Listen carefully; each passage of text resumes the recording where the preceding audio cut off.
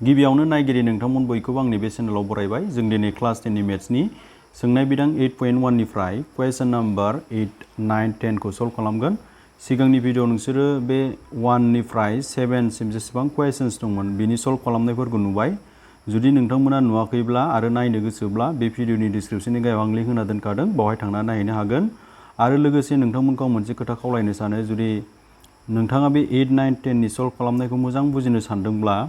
Introduction पार्टनि भिडिअखौ नाय। Introduction पार्टनि भिडिअखौ नायग्रोबासो बुजिगोन, नङाब्ला बुजिनाय नङा।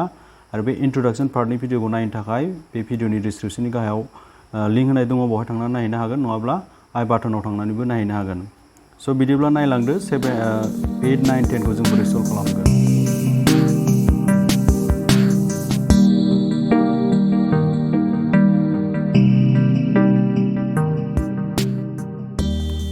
बिदिब्ला क्वेश्चन्सआव मा होनाय दं 8 नम्बराव, जुदि 3 cos A इक्वल टू 4 नायग्रोम 1 minus tan square A divided by 1 plus tan square A equal to cos square A minus sin square A नंगौना नङा? बिसोर मोननैजों समान नंगौना नङा जोङो नायनांगौ। जुदि 3 cos A इक्वल टू 4 जायोब्ला, ओके, जों इंलिश मिडियाम क्वेश्चन्सखौ नायग्रोनि माबायदि दङ। बा इंलिश मिडियामनि क्वेश्चन्सआव दङ, if 3 cos A equal to 4 sec whether 1 minus tan square A divided by 1 plus tan square A is equal to cos square A minus sin square A और नट। जों बेखौ चेक खालामनांगौ, जोंनो बेखौ होनाय दङ। होमबा जोङो जेब्लाबो गोसोआव लाखि, जेब्ला नायग्रोमनो होयो, फोरमान खालामनो होयो, दिन्थिनो होयो, अब्ला जोङो लेफ्ट हेन्ड साइड आरो राइट हेन्ड साइड लानांगौ, माने आगसि फारसे आरो आगदा फारसे समान जानांगोन। ओके, स' माबायदि सल्व खालामो नायलांबाय थाबानो जाबाय। स' जों बेखौ मोननै मेथडजों सल्व खालामनो हायो। मोनसेया जाबाय सावगारिजों, माने विथ द हेल्प अफ ट्रायंगल, आखान्थिथामनि हेफाजाबजों, आरो मोनसेया जाबाय फर्मुला बाहायनानै। नाथाय आं बेवहाय सावगारिजों सल्व खालामगोन। आङो फर्मुलाजों सल्व खालामला, फर्मुलाजों सल्व खालामदेरबा भिडिअआ एसे गोलावद्राय जागोन। सावगारिजोंबो गोरलैयानो जायो, नायलांबाय था बोरै सल्व खालामनांगौ। आरो बिनि थाखाय जेब्लाबो गोसोआव लाखि, मोनसे आखान्थिथामनि गोनांथि जायो दै। आरो बे आखान्थिथामा मा जानांगोन? जेब्लाबो खनासे आखान्थिथाम जानांगोन। That means the triangle must be right angle triangle. Okay, स' हमना लानोसै जों मोनसे आखान्थिथाम, जाय आखान्थिथामा मोनसे खनासे आखान्थिथाम। ओके, स' बेवहाय बे मोनसे खनासे आखान्थिथाम, it is a right angle triangle. आं बे राइट एंगलखौ खनासेखौ नैबे हमना लाबाय। बे मा फोरमायो? मोनसे खनासे 90 डिग्रीखौ फोरमायो। होमबा जोङो जाय खनाया जोंहा नैबाव मोनसे दङ दै, ए दङ नङा होमबा? बे एआ मोनसे खनासो दै। बेवहाय नै ए दंना, बेयो मोनसे खनाखौ फोरमायो, जेब्लाबो गोसोआव लाखि। होमबा बै खनाखौ मालाबाबो 90 डिग्री लानाङा, नोङो बिथिं ला नङाबा बिथिं ला। आं बेखौनो लाबाय, होमबा बेखौ ए लाबाय आङो, बेखौ बि होननानै हमना लानोसै, बेखौ मा होननानै हमना लानोसै? सि। होमबा आं मा आखान्थिथाम होननानै हमना लाखो? ABC मोनसे आखान्थिथाम हमना लाबाय। So' I have suppose a right angle triangle which is ABC। स' गिबियावनो लिरनांगोन, first of all you write हमबाय। स' फर इंलिश मिडियाम लिरबानो जाबाय, लेट ABC आ मोनसे खनाथि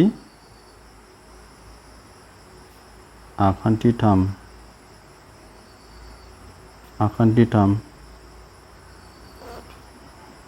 जेराव एंगल बी आ बेसे डिग्री? 90 डिग्री। फर इंलिश मिडियामनिफ्राय लिर, ABCB a right angle triangle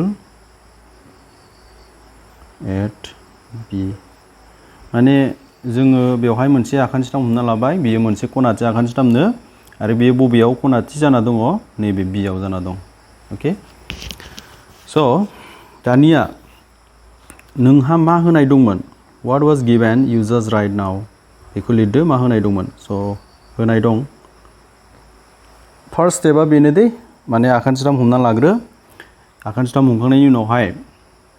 मा होनाय दं बेखौ लिरबानो जाबाय। जोंनो मा होनाय दंमोन? 3 cos A इक्वल टू 4। बेखौ लिरदो, 3 cos A इक्वल टू 4। बेखौ मा खालामनांगौ दानिया? cos A ल' लाखिदो। cos A ल' लाखिबा नोंहा मा जागोन? 4/3 जाफैगोन ना? 3 जों cos जों थानाय, 3 जों cos A जों सानजाब जाना दंमोन, माल्टिप्लाइ जाना दंमोन, ओंखायनो बे बिथिं लांबा मा जाहैगोन? रानग्रा जागोन। सानजाब जाना थानाया समानसिन बारहोबा रानग्रा जायो, जेब्लाबो गोसोआव लाखि। स' बे दानिया गोसोआव लाखिनो गोनाङा बाथ्राया जोंहा मोनसे फर्मुला, जायखौ आं नोंसोरनो इंट्रोडक्शन पार्टनि भिडिअ खिन्थादोंमोन। स' जोंहा फर्मुलाया नैबेबायदिमोन, sin θ equal to P/H cos theta equal to b by h, tan theta equal to p by b,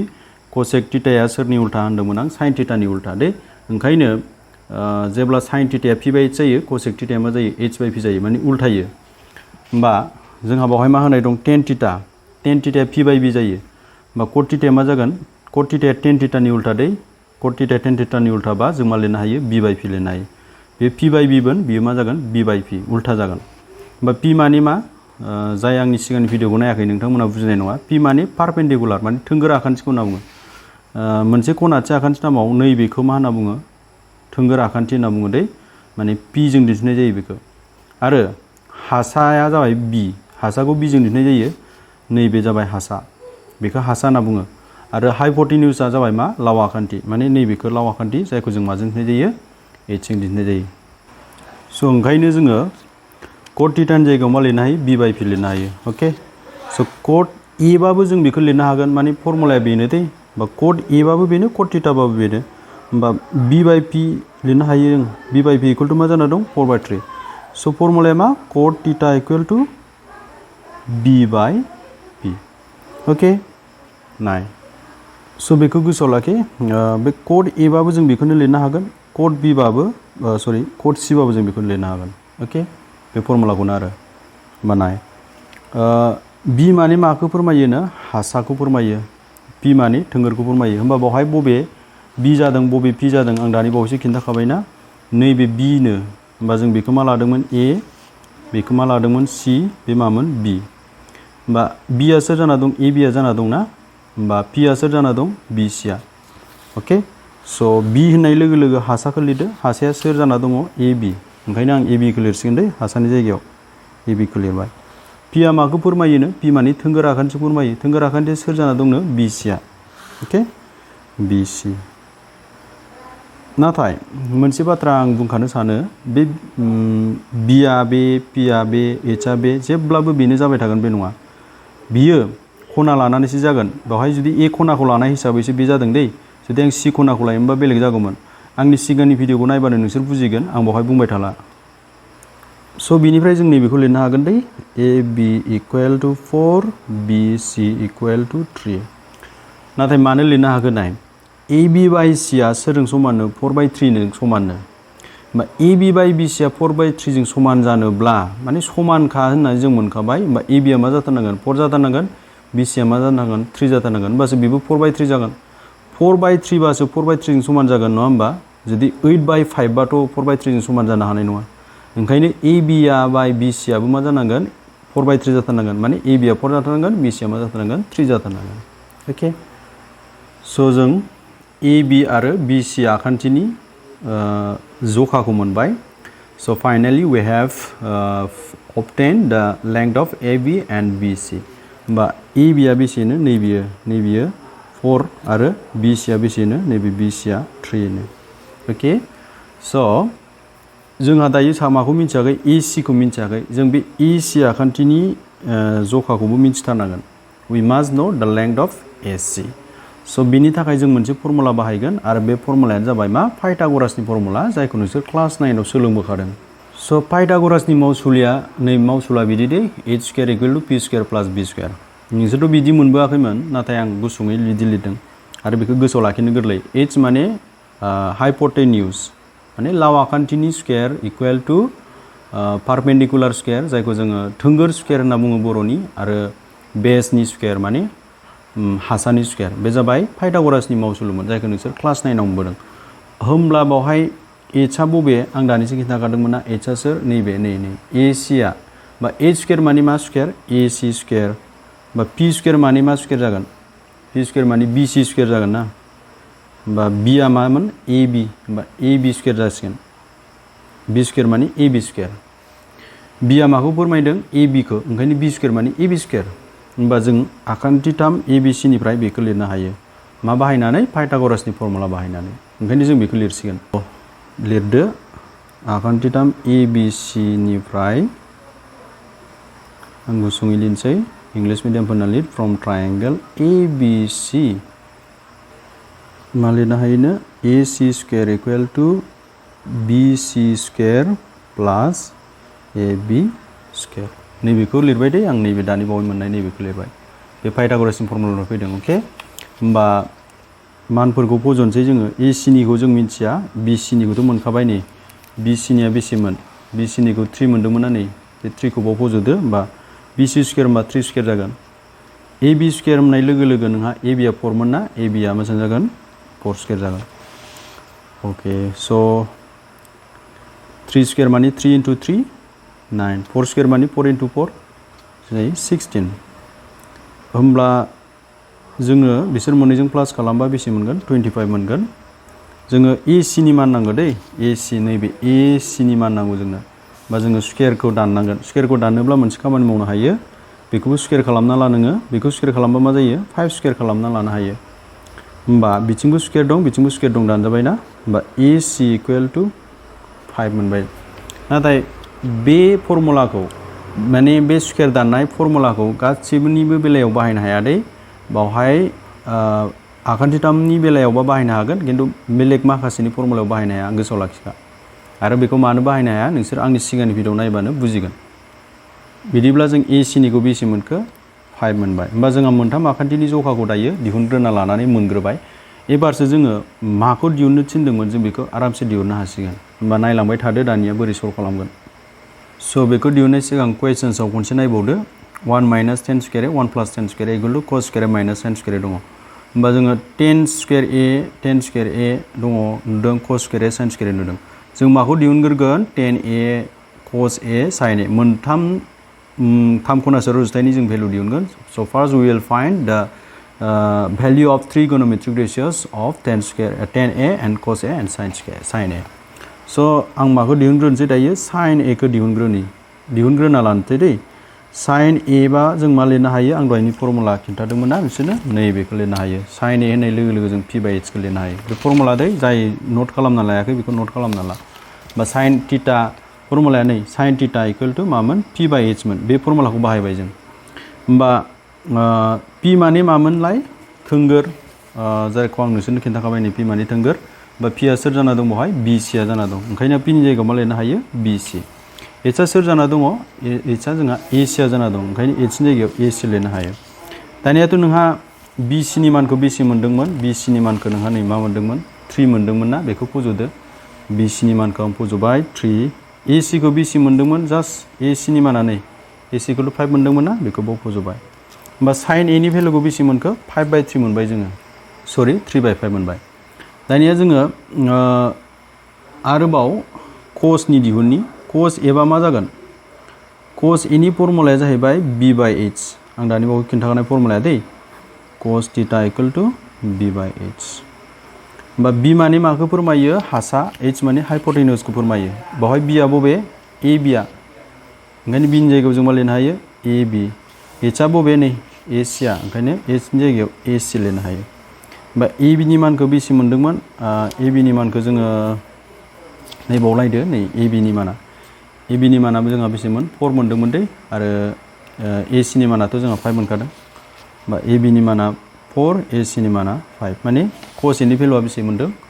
4/5 अके आरो जों 10A नि दिहुनबावगोन 10A नि दिहुननायनि फर्मुलाया P/B नैबे tan theta equal to P/B अके बे फर्मुला होमबा P आ बबे जोङो मोनखाबाय नै P आ जोंहा BC दै आरो B आ सोर AB होमबा BC बाय मा जागोन AB BC बाय AB स' BC खौ जों मा मोनदोंमोन 3 AB खौ बेसे मोनदोंमोन 4 नैबाव नाय बेनिफ्राय लादों दै जायखौ जों दिहुनदोंमोन ना नै AB आ बेसे मोनदोंमोन 4 BC आ बेसे 3 माने मा जाखो जोंहा 3/4 जाबाय अके होमबा जों मोनथाम जायखौ जों नायग्रोमनांगौमोन बावहाय मोनथाम खनासे रुजुथाय दङ tan cos sin जों बे मोनथामनिखौबो दिहुनना लाग्रोबाय दानिया जों बेखौ नायग्रोमनोसै स' नायग्रोमनो थाखाय नोंहा लेफ्ट हेन्ड साइड आरो राइट हेन्ड साइड लादो माने नैबेखौ बिनिखौ सिगां दिहुनग्रोनोसै जोङो बिनिफ्राय बेखौ दिहुनगोन अके होमबा लेफ्ट हेन्ड साइड लायाबाबो डाइरेक्ट लिरबाबो जागोन बेबायदि लिरलायलायालासिनो लेफ्ट हेन्ड साइडआव माने नैबे आगसि फारसे होनना बुङो दे बेखौ लिरदो बे जाबाय आगदा फारसे बेखौ राइट हेन्ड साइड होनना लिरदो लेफ्ट हेन्ड साइडआव मा दङ 1 minus 10 square A आरो गाहायाव दङ 1 plus 10 square A होमबा 1 आ 1 माइनास आ माइनास 10a नि भेलुखौ जों जास्ट बावैसो दिहुनबाय ना नैबे नै 10a नि भेलुआ बेसे मोनखो जों 3/4 मोनदोंमोन ना बा 10 स्क्वायर एबा मा जागोन 3/4 होल स्क्वायर जागोन जुदि 10a आ 3/4 बा 10 स्क्वायर a आ माखौ फोरमायदों माने 10a होल स्क्वायर को फोरमायो दे बा 10a होल स्क्वायर माने मा 10a आथ' नोंहा मा 3/4 ना बा 3/4 मा जागोन होल स्क्वायर जागोन ओके बा 3/4 मा लिरनो हायो जों बेवहाय 3/4 होल स्क्वायर लिरनो हायो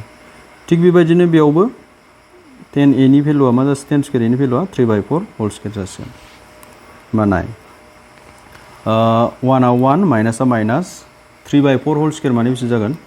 बे स्क्वायरा 3 आरो 4 निबो माने 3 स्क्वायर बाय 4 स्क्वायर जागोन 3 स्क्वायर माने 3 into 3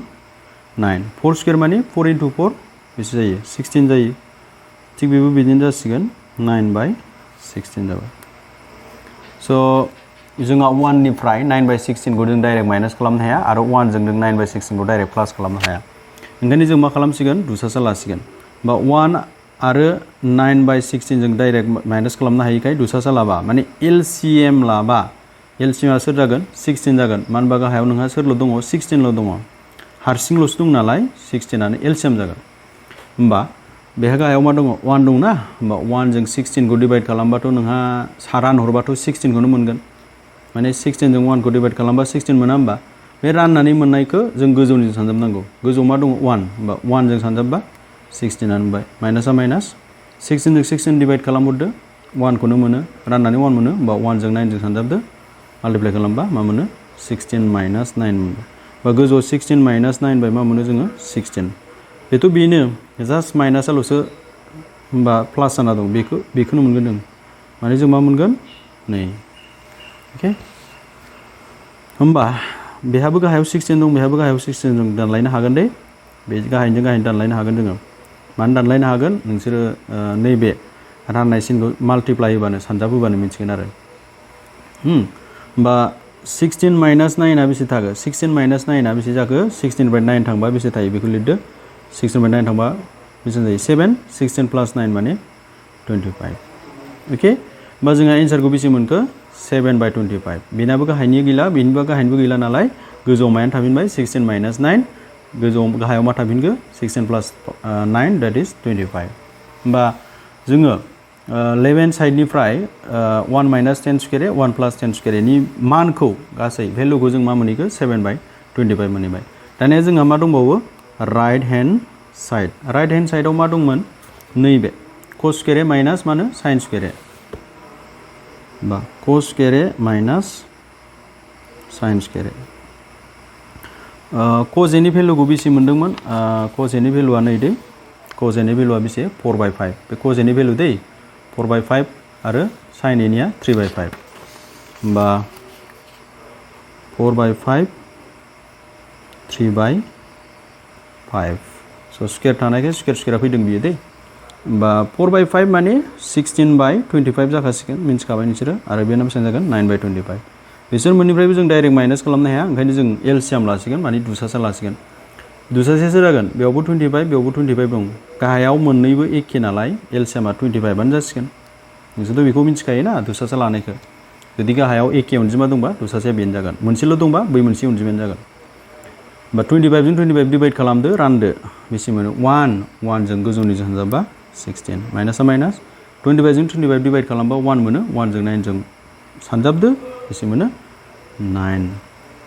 होमबा 16 निफ्राय 9 थाङोब्ला जोंहा बेसे जायो 7 बा बिथिंबो बेसे मोनखो 7/25 स' cos square minus sin square नि मानखौबो जोङो 7/25 मोनबाय आरो नैबावबो 7/25 मोनदोंमोन नै 1 माइनास 10 स्क्वायर 1 प्लास 10 स्क्वायर निखौबो खालामै जों मा मोनहैगो 7/25 बा बिनियाबो 7/25 बिनियाबो 7/25 समान नङा होमबा माने बिनि मानाबो 7/25 बिनि मानाबो 7/25 थारमाने बिसोर मोननैजों समान ओंखायनो जों मा लिरनो हायो लास्टआव नैबे बाथ्राखौ लिरदो therefore 1 minus 10 square a by 1 plus 10 square a आ सोरजों समान cos square a minus sin square a जों समान स' नंगौ आरो बियो दै नंगौ इज कनफार्म जाबाय बियो अके स' जोंहा बियो नंगौ ओके स' जाय नोंथांमोना जुदि बुजियाखैब्ला भिडिअखौ बोना नायफिनबाय थाबानो नोंथांमोना बुजिगोन ओके स' नेक्स्ट नाम्बारखौ नायसै जोङो 9 नाम्बार होमबा 9 नाम्बाराव मा सोंदों ABC आखान्थिथामाव Bआव खनाथि खना बा बावहाय जोंनो मोनसे आखान्थिथाम होखादों बे आखान्थिथामानो जाबाय ABC आरो बियो मायाव खनाथि खनानो Bआव खनाथि खना आरो मोनसे होखानाय दङ बे जाहैबाय 10A = 1/√3 होमबा जों मानि मान दिहुननांगौ नैबे मोननैनि मान दिहुननांगौ okay So for better understanding, let's see the questions from English medium. So English medium questions दङ in triangle ABC, right angle at B. If 10A equal to 1/√3, find the value of these two questions. So बावहाय ABC आखान्थिथाम जों हमनो गोनांथि गैया मानो होनबा already होखादों आरो मा होनाय दं बेखौबो होखादों नै खिन्थाखादों जेनेबा 10A = 1/√3 होनाय दंखायो नङा होमबा जों बेनिफ्रायनो हमबाय ABC आखान्थिथाम दहायनि बायदि बेबायदि लिरनो गोनांथि गैया आरो जास्ट नोङो आखिल' जे बिसोरो मा आखान्थिथाम होदोंमोन बेखौ लाखिबानो जाबाय होमबा मायाव खनाथि खनानो Bआव खनाथि खनानो माने Bआव राइट एंगेलनो होमबा नैबे खनाया मा फोरमायो 90 डिग्री ओंखायनो नैबे मा जागोन B जागोन दानिया नों बेखौ A लायोना बेखौ C लायो नोंनि गोसो आं बेखौ A लानोसै बेखौ मा लानोसै C लानोसै होमबा आं बुंखादों बावहाय जोङो हमबाय दहायनि बायदि आखान्थिथाम ABC होननानै हमनो गोनांथि गैया दै मानो होनबा अलरेडि होखादों जास्ट नोङो लिर होनाय दं मा होनाय दंमोन what is given you just write given जोंनो मा होनाय दंमोन 10A = मा होनो 1/√3 बे होनाय दंमोन दे नै बेखौ लिरबाय होमबा tan θ = जों मा लिरनो हायो आं दहायनो नोंसोरनो खिन्थाखानायसो tan θ नि फर्मुलाया नै P/B ओके होमबा tan A बाबो जों मा लिरनो हागोन P/B tan C बाबो जों P/B लिरनो हागोन होमबा जोङो tan A नि जायगायाव मा लिरनो हायो P/B लिरनो हायो P/B = 1/√3 दानिया P आ माखौ फोरमायदों P आ जाबाय थोंगोर B आ जाबाय मा हासा माने बेस होमबा बावहाय बबे थोंगोर नायनानै बुंदो बावहाय दायो मोननै खोथा बाथ्रा गोसोआव लाखिनांगोन दे बावहाय नोंसोरो बावहाय नैबेखौ दहायनि बायदिब्लाथ' बे मा जागोन जेनेबा नैबे थोंगोर जागौमोन नङा होमबा आरो बे मा जागौमोन हासा जायखौ जों बिजों दिन्थिनाय जायो आरो बे मा जागौमोन H जायो नाथाय बे गासैनिबो बेलायाव जाया माब्ला जायो आं खिन्थालांबाय थागोन नायलांबाय था स' ओंखायनो आं मोननै सावगारि बानायना लानि नाथाय नोंसोर मोनसेल' सावगारि बानायनांगोन दे you just have to demonstrate only one triangle not two so बियो B आं बेखौ C लानोसै बेखौ C लानि दै बेखौ C लाबाय आङो बेखौ A लाबाय मानो बिदि लादों नाय A आरो C जोंहा दङ दै मोनसेल' खना गैया बेवहाय A साइनजों A दङ आरो कसजों मा खना दङ C दं मोननै खनानि खामानि मावनांगौ जों जाहा बेवहाय होमबा नाय ओंखायनो आं आखान्थिथामखौ मोननै लादों जाहाथे नोंसोरो साबसिनै बुजियो जुदि A लायोब्ला A आ जुदि बिथिं थायोब्ला माने 10 जों जुदि A आ दंफायोब्ला अके थोंगोरा बबे जागोन नैबे बे थोंगोर जागोन दे आरो हासाया बबे जागोन जुदि बे थोंगोरबा हासाया नैबे जागोन बिया जेब्लाबो मोनसे खोथा गोसोआव लाखि जे जाय खनाथि खना माने जाय 90 डिग्री खना बिनि नै बिथिंजाय थानाया दे जेब्लाबो मा जायो लाव आखान्थि जायो जायखौ जों माजों दिन्थिनाय जायो स्मल लेटार H जों दिन्थिनाय जायो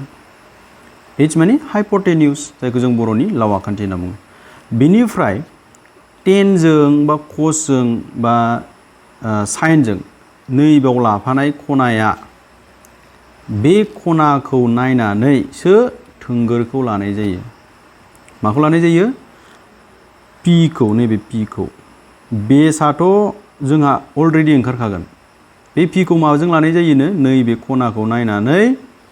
लानाय जायो होमबा बेवहाय मा खना दं नैबे A खना दं नङा होमबा बे A खनानि नै बिथिंजाय थानाया मा जागोन P जागोन बे मा जागोन P जागोन होमबा बे P बा बे H बा बे मा जागोन B जागोन ना B जागोन बे A नि केसाव जागोन दै होमबा P आ मा जागोन BC होमबा B आ सोर जागोन AB होमबा नोंहा मा मोनखो 1/√3 स' दहायनि बायदि बेखौबो जों मा लिरनो हायो BC आ 1 AB आ √3 दानियाथ' जों बेवहाय मोननै मान मोनबाय नङा होमबा मोननै मोनबाय नै BC निखौ मोनबाय आरो AB निखौ मोनबाय नाथाय जों सोरनिखौ मोनाखै AC निखौ मोनाखै जोंनो AC निबो मान नांगोन स' आं गिबियावनो AC नैबे AC लाव आखान्थि AC नि जखाखौ दिहुनना लानि जोंहा बिनि मोननैखौ मोनबाय नालाय बेखौ मोनाखै नालाय बेखौ मोनखांनायनि उनावसो आङो बाखिखिनि खामानिखौ मावलांगोन बा बेखौ दिहुननो थाखाय आं मा फर्मुला बाहायनो हायो आं दहाय खिन्थादोंमोन ना पाइथागरासनि फर्मुलाखौ बाहायनो हायो आरो पाइथागरासनि फर्मुलाया मा नैबे h² = p² + b² होमबा बेवहाय h आ सोर जाना दङ p आ सोर जाना दं b आ सोर जाना दं जास्ट बेखौ लिरबानो जाबाय नाय बेवहायथ' आं खिन्थाखाबायना नैबे मा जाना दं h जाना दं अके होमबा h² होननाय लोगो लोगो माने जों नैबेखौनो लिरनो हागोन दै नैबेखौनो सेम बे फर्मुलाखौनो लिरनो हागोन बेवहाय अके मा लिरनो हागोन जों ac² = bc² + ab² नैबे फर्मुला मथे बेखौ पाइथागरासनि फर्मुला होनना बुङो जोंहा नैबे h जाना दं बे p जाना दं बे b जाना दं नालाय जों बेखौ लिरनो हागोन आरो होमबा बिनि थाखाय नैबेखौ लिरदो आखान्थिथाम ABC निफ्राय फ्रम ट्रायंगल ABC मा लिरनो हायोनो AC² = BC² + AB² बेखौ बोरै लिरनो हागोन पाइथागरासनि फर्मुला बाहायनानै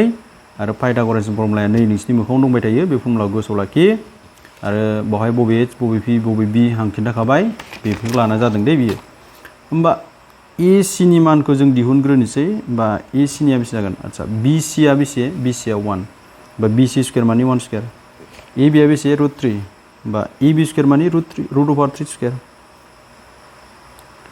1² माने 1 × 1 1 नोंसोरथ' मिन्थिखायो स्क्वायरजों √जों जेब्लाबो दानलायलायो बा स्क्वायरजों √जों दानलायलायोबा अनलि मा थासिगोन 3 थासिगोन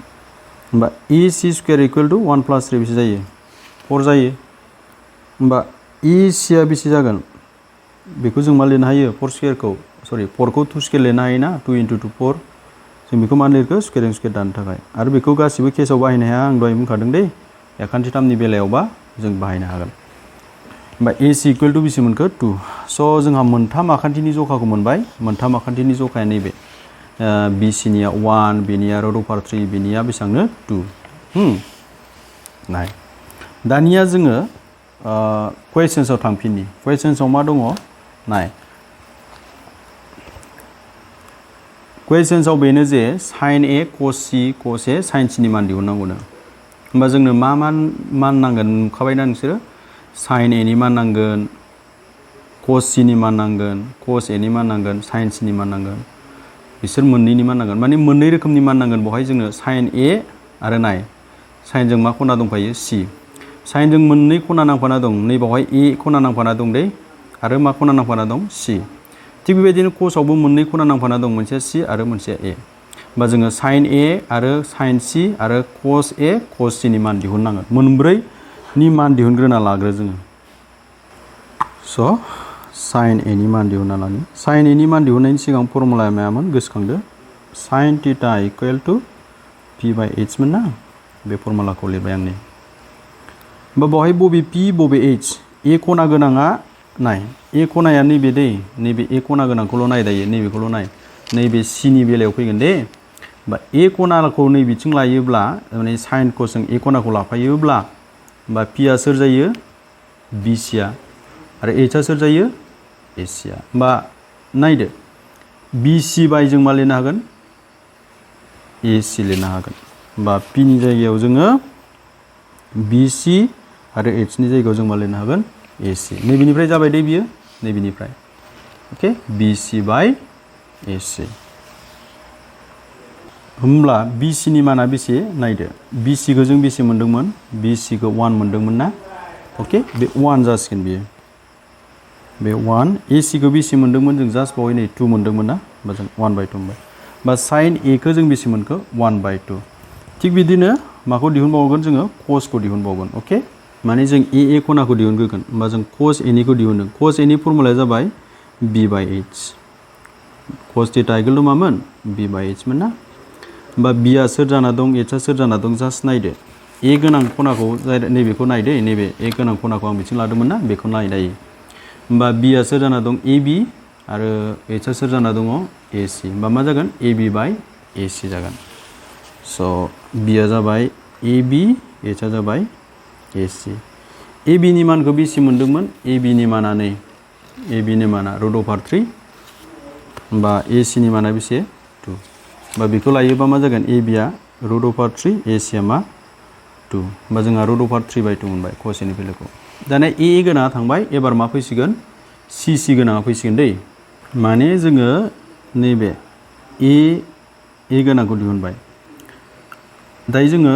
सि आरो सि गोनांखौ दिहुनगोन बे मोननैखौ दिहुननो हाबानो जों बेनि मानखौ दिहुननो हासिगोन स' गिबियावनो आङो sin c नि मान दिहुनगोन sin c बाबो जोंहा फर्मुलाया बेनो जागोन दै p/h आनो जागोन नाथाय मोनसे बाथ्रा दानिया गोसोआव लाखिदो नोंसोरो sin c बा नैबे जोंहा दे ए बि सि आ p जादोंमोन ना ए बि आ मा जादोंमोन बि जादोंमोन आरो ए सि आ मा जादोंमोन h जादोंमोन बे एसे सोलायसिगोन h आ बेनो बे थागोन नाथाय नैबे p आरो b आ सोलायगोन दै मानो साइनजों मा खना लाफादों c खना लाफादों बे लाफानाय खनानि नै बिथिंनासो जेब्लाबो मा जायो p जायो दहाय आं बुङाखैमोन होनबा बे ए खनाखौ लादोंमोन ना नै 10 जों मा खनाखौ लादों ए खनाखौ लादों ना बे ए बे लानाय खनानि नै बिथिंनासो मा जायो p जायो जेरैहाय बे ए खौ लाबा बिथिंना मा जायो p जागोन ना होमबा बेखौ लायोब्ला बिथिंनासो मा जागोन p जागोन होमबा बे p जागोन बे मा जागोन b जागोन ओंखाय आं बेखौ बुजिनो थाखाय नैबे खनाखौ बावहाय ए दंमोन ना सरि नैबाव c दंमोन ना बे c खनाखौ नै बिथिं लाबोदों जाहाथे नोंसोरो साबसिन बुजियो अके होमबा c खौ लायोब्ला नै बिथिं थानाया मा जागोन थोंगोर जागोन जायखौ जों दायो थोंगोर बायदि नुखाबाय c खौ बिथिं लानाय लोगो लोगो जोंहा नैबे थोंगोर जागोन जुदि c खौ बिथिं लायोब्ला थोंगोरा बबेसो जागोन नैबेसो जागोन अके माने नैबे खनाखौ नायनासो थोंगोरखौ लानाय जायो होमबा बे c नि बिथिं थानाया मा जागोन थोंगोर जागोन जुदि ए खौ लायोबा जेरै बिथिंनो थानाया मा जादों थोंगोर जादों बे ए आ बाव थाया मानो जेरावखि थाया मानो बे ए नि बिथिंजायखौ नायनांगोन जुदि ए आ बिथिं दंबा ए नि बिथिंजायखौ नायनांगोन अके होमबा नैबे मा जागोन बि जागोन एच आ मायानो जागोन ए सि आ होमबा नायदो पि आ सोर जागोन ए बि दहाय ए बि आ मा जादोंमोन ए बि आ दहायना मामोन बि सोमोन ना बे मानि थाखाय सोलायदों नैबे खनानि सायाव सोनारो बियो अके होमबा ए बि आ जोंहा मा जाखो सरि ए बि आ यस ए बि आ पि जादों आरो एच आ मा जादों लावाखान्थिया सोर ए सि जोंथ' ए बि नि मानखौ दिहुनखांखाबाय बे मा जखाफ्रा बेनो जागोन ए बि नि मानाथ' नोंहा नैमोन √3 मोन ना बेनिफ्राय एच आ मामोन 2 होमबा बे मा जागोन √3/2 जागोन बियो स' आं दायो cos c नि दिहुनसै होमबा cos c नि भेलुआ मा फर्मुलाया मामोन b/h अके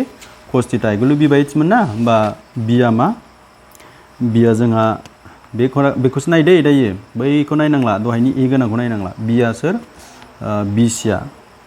h आ सोर ए सि आ बा बि सि नि माना बेसे मोनखादोंमोन जों नै बि सि नि मानाथ' 1 मोन ना नै 1 होमबा बे 1 ए सि नि माना बेसे 2 स' जों मोनथाम मोनब्रै गासैनिबो मान मोनखाबाय दायो जों दिहुननो हासिगोन आरो दायो जों माखौ दिहुननो हासिगोन 1 नाम्बारखौ दिहुननो हासिगोन अके स' 1 नाम्बाराव मा दंमोन नोंहा 1 नाम्बाराव नै sin a सरि एक minute sin a cos c plus cos a sin c बेखौ दिहुननो हासिगोन दै होमबा 1 नाम्बाराव दंमोन sin a cos c cos a sin c बेखौ दिहुननो हासिगोन नोङो sin a नि भेलुखौ फज'फैदोल' sin a नि भेलुआ बेसे मोन्दोंमोन नैबे c निसो दै sin a नि भेलुआ बावहाय गैया एक मिनिट नै sin a नि भेलुआ बेसेबां 1/2 ओंखायनो आं नै बावहाय sin a नि भेलुखौ 1/2 फज'सिगोन cos c नि भेलुखौथ' जास्ट बावैसो दिहुनबाय ना नै cos c नि भेलुआ बेसेबां नै cos a = बेसे 1/2 होमबा बेयाव 1/2 cos a नि भेलुआ आं जास्ट बावैसो दिहुनदोंमोन ना नै cos a नि भेलुआ नैबे cos a नि भेलुआ बेसेबां √3/2 बेखौ बाव फज'दो √3/2 मानखौल' फज'फैदो sin c नि भेलुआ बेसेमोन नै sin c नि भेलुआ बेसेबां √3/2 होमबा sin c नि जायगायाव √3/2 अके होमबा बिसोर मोननैजों मा जागोन 1/2 ब्रेकेट बोखारबा सानजाब जागोन माने माल्टिप्लाइ जागोन माने नैबिदि जागोन 1/2 × 1/2 जागोन होमबा मा जागोन बेलाय 1/2 जों 1/2 माल्टिप्लाइ जाबा बिसोर मोननैजोंथ' दानलायलायनो हाला जों 2 जों 1 जोंथ' दानलायलायनो हाया बेनि बे ओंखारफिनगोन होमबा 1 जों 1 माल्टिप्लाइ खालामदो सानजाबदो 2 जों 2 सानजाबदो 2 जों 2 सानजाबबा माने माल्टिप्लाइ खालामबा बेसेबां मोनगोन 1/4 सानजाबनायनि फर्मुलाखौथ' रोंखायो नङा होमबा बयबो होमबा जों बेवहाय बेजों मोननै दाननो हाया बेजों मोननो हाया ब्रेकेट बोखारनाय लोगो लोगो सानजाब जायो गोसोआव लाखि बा गोजौनिजों गोजौनि सानजाबबानो जाबाय गाहायजों गाहायनि सानजाबबानो जाबाय बा √3 जों √3 सानजाबबा जेब्लाबो मा मोनो अनलि 3 मोनो गोसोआव लाखि दे बे फर्मुलाया नैबेनिफ्राय फैदों दे √a * √a = अनलि a जेबा होमबा √3 * √3 बा अनलि मा जागोन ओंखायनो 3 माने रुट गोनांजों सानजाबा गावखौनो मोनफिनो बा 2 * 2 बेसे मोनो 4 स' जों बेखौ दानिया डाइरेक्ट दाजाबनो हाया जों एलसियाम लानांसिगोन स' what we have to do we must take एलसियाम जों दुसासा लादो गाहायाव मा दङ 4 दंना होमबा दुसासेयालाय मायानो जागोन एलसियामा 4आनो जागोन अके 4 जों 4 डिभाइड खालामहरबा 1 मोनबाय ना डिभाइड खालामनानै राननानै बेखौ गोजौनि 1 जों सानजाबबा 1आनो 4 जों 4 रानहरबा 1 डिभाइड खालामबा होमबा बे राननानै मोननायखौ गोजौनिजों सानजाबदो माने 3 खौ मोनफिनगोन होमबा 1 + 3 बेसे जायो 4/4 मोनबाय ना होमबा 4/4 = बेसे जागोन डिभाइड खालामबा आन्सारा 1 जागोन थिग बेबायदिनो नोंसोरो नैबे नाम्बार 2 खौ सल्भ खालामबानो जाबाय एके जास्ट मानखौल' फज' एके स' नाम्बार 2 डु योरसेल्फ नों गावनो खालामदो बेखौ एज ए प्रेक्टिस स' 10 नाम्बार दंबावोमोन आं 10 नाम्बारखौ नेक्स्टनि भिडिअ खालामसिगोन जोंहा भिडिअआ बांद्राय गोलाव जाबाय नोंथांमोनाबो बांद्राय गोलावबा नायनो बर मोनो ओंखायनो बे 10 आरो 11 खौ आं उननि भिडिअ सल्भ खालामगोन आसा खालामो नोंथांमोना आंनि बे भिडिअखौ नायबाय थागोन आरो नोंथांमोना बे भिडिअखौ नायनानै माबोरै मोनदों जुदि नोंथांमोना मोजां मोनदोंब्ला अननानै लाइक खालाम आरो कमेन्ट खालाम नोंथांमोना जेसेबांनो लाइक खालामगोन आंनि गोसोआव एसेबांनो थुलुंगाखांनाय फैयो ओंखायनो आं नोंथांमोनखौ जिहेतु मोजां मोनोब्ला लाइक खालामनोखौ जेबो दासान लाइक खालामनो हागोन आरो नांगौ जानाय मानसिफोरनो अननानै बे भिडिअखौ शेयार खालामना हो जाहाथे बिथांमोनाबो बे भिडिअनि गेजेरजों मुलाम्फा लानो हायो आरो जोंनि बर' मिडियामाव फरायनाय इंलिश मिडियामाव फरायनाय बर' फरायसा साफ्रोमबो बे भिडिअखौ नायनानै बिथांमोना जाहाथे टिउसन लानो हायाब्ला बेजोंनो बिथांमोना सोलोंनो हायो ओंखायनो नोंथांमोननि सापर्ट खालामनायखौ आङो लुबैयो स' जायखिजाया आंनि बे भिडिअखौ नायनो थाखाय नोंथांमोनसिम जोबोद साबायखर थाबाय गोजोन्थों